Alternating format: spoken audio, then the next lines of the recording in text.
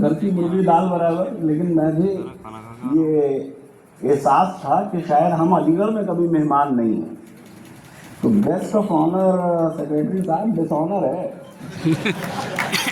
अलीगढ़ में guest of honour नहीं बनना चाहते। जगह यहाँ तो हम कीनोट एड्रेस देने की कंसेंट भी नहीं देते, तब भी लोग फेसबुक पे लिख देते हैं।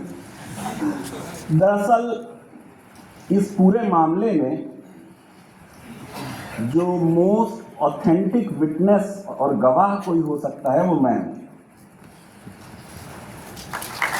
मैंने बार बार कहा है कि ये केस मेरी रजिस्ट्रारशिप में शुरू नहीं हुआ, ना रिजर्वेशन का फैसला हुआ।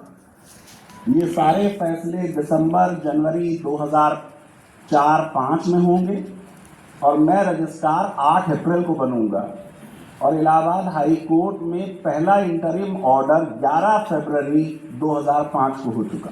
तो मैं कहीं बीच में आ गया या ले आया गया, मुझे मालूम नहीं था। अगर मालूम होता कि इतना बड़ा केस मुझे लड़ना है तो शायद मैं रजिस्ट्रार बनने की भी कंसेंट ना देता। बहरहाल कपिल सिब्बल साहब का इस केस से पहले दिन से ताल्लुक है और बहुत लोगों को नहीं मालूम और क्या उनका ताल्लुक है। रास्ते में एक आध बात मैंने बताई तो सिब्बल साहब को भी नहीं मालूम थी। जस्टिस सगीर हमारी एग्जीक्यूटिव काउंसिल के मेंबर थे, सुप्रीम कोर्ट के जज रह चुके थे। नसीम अहमद साहब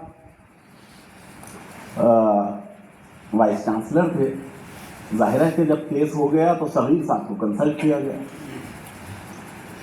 और सगीर साहब ने राकेश द्विवेदी का नाम बताया कि इलाहाबाद के हैं और इलाहाबाद हाई कोर्ट में राकेश द्विवेदी साहब जो हैं वो अलीगढ़ की तरफ से बहस करेंगे।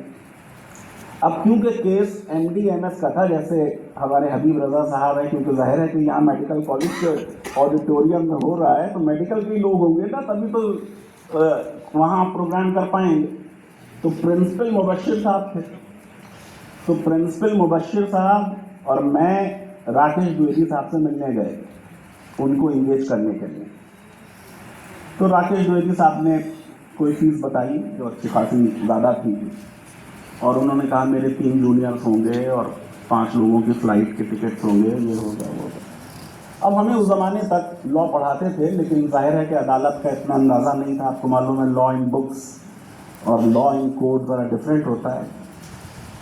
तो ये बात आके वाइस चांसलर साहब को खबर दी गई, उस पर एक मीटिंग बुलाई। उस मीटिंग में तब के फाइनेंस ऑफिसर शफीक साहब मौजूद थे, कंट्रोलर साहब प्रोफेसर मेहदी अब्बास साहब थे, मेरे प्रेडेसेसर रजिस्ट्रार नाज़िम अली साहब थे और एग्जीक्यूटिव काउंसिल के मेंबर वसीम साहब थे। अल्लाह जन्नत नसीब करे, वसीम भिंडी साहब जिन्हें कहते हैं। अब जैसे ही मीटिंग शुरू हुई और ये हुआ कि साहब सगीर साहब ने ये कहा और रजिस्ट्रार साहब राकेश, उन्होंने कहा रुक जाइए, कोई और नहीं देख सकता इस मामले को, कपिल सिब्बल साहब के अलावा और किसी की राय नहीं चलेगी। वो फ़ोन किया गया, वाइस चांसलर साहब ने फ़ोन किया। सर उस ज़माने में साइंस एंड टेक्नोलॉजी अर्थ के कैबिनेट मिनिस्टर थे, तो जाहिर है कि फ़ोन पे उधर से क्या बात हुई मुझे नहीं मालूम, लेकिन उन्होंने कहा भेजिए रजिस्ट्रार साहब को। तो हम और वसीम भाई अगले दिन सर के घर गए, तो केस वेस हमने कुछ बताया। ये फैसला कि डॉक्टर राजीव धवन आर्गू करेंगे इस केस को, न कि राकेश द्विवेदी, ये कपिल सिब्बल साहब का फैसला था। और जो फीस राकेश द्विवेदी साहब ने मांगी थी उससे बहुत कम उन्होंने चलते वक्त मुझसे कह दिया बजट दे देना। और इन्होंने सर ने धवन साहब से भी नहीं पूछा, खुद ही कह दिया। वो तो क्योंकि मैंने जब ब्रीफ शुरू की तो मैंने कहा हम उनके पास गए थे, उन्होंने ये फीस मांगी, तो बहुत कम फीस पे वो बात हो गई था। तो पहले दिन से इस केस में सर का रोल रहा। यही राकेश द्विवेदी 20 साल बाद सुप्रीम कोर्ट में हमारे खिलाफ आर्गू करेंगे और बड़ा जबरदस्त उन्होंने आर्गू किया कि साहब अक़लियत जो होगी वो होनी चाहिए जो रूलिंग पार्टी है उससे कम। तो 1920 में तो यहाँ ईसाइयों की हुकूमत थी और मुसलमान तो ईसाइयों से ज़्यादा थे, तो ये अक़लियत ही नहीं थे, बात ख़त्म, और कुछ झगड़ा ही नहीं होगा। तो सिब्बल साहब खड़े हुए फौरन, बोले क्या पोप की हुकूमत चल रही थी ब्रिटिश गवर्नमेंट में?